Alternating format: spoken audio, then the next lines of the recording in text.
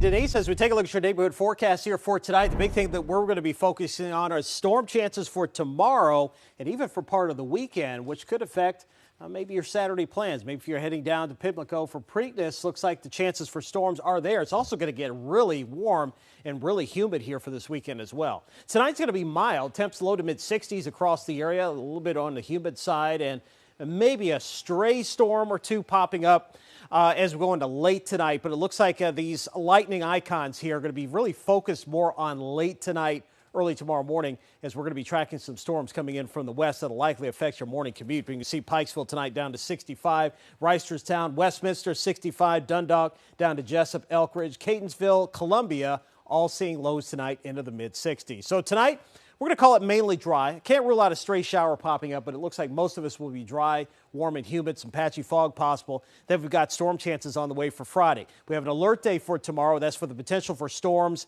in the morning that will be weakening as they approach our area. Another opportunity for some stronger storms during the afternoon. And then we're going to be watching Friday night and a Saturday morning for another round of storms that'll push off to the east. And looks like the weekend, though, this latter half of it, though, is looking very nice. Sunday looks like a fabulous day across the region.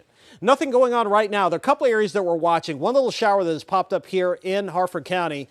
You can see it tracking south and eastward here towards Abingdon right now. Just some downpours there around Falston.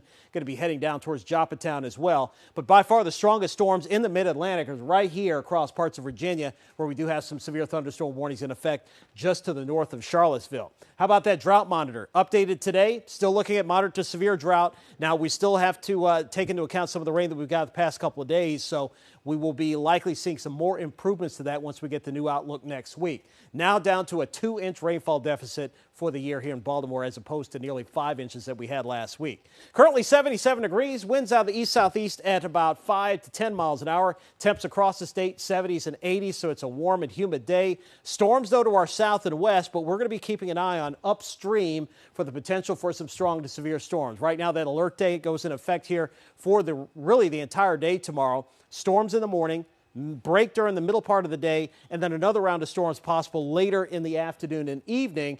And then we could be looking at more storms here coming up tomorrow night into Saturday morning, some of which could be strong to severe. Right now, we'll just keep you updated on it. There's still some uncertainties exactly how this is going to pan out, but we'll certainly keep you updated. Here's your first alert 7-day forecast. Again, we're going to be watching that storm complex coming into the area in the morning. We'll see some more redevelopment during the afternoon, possibly, especially if the atmosphere can recover. And then we're going to be watching more storms here coming in on Saturday morning. For Preakness right now, this is the way it looks. Isolated storm chances, temps in the mid to upper 80s across the area. And Sunday looks like an absolutely fantastic day. Mid 70s, a breeze with lower humidity, lots of sunshine.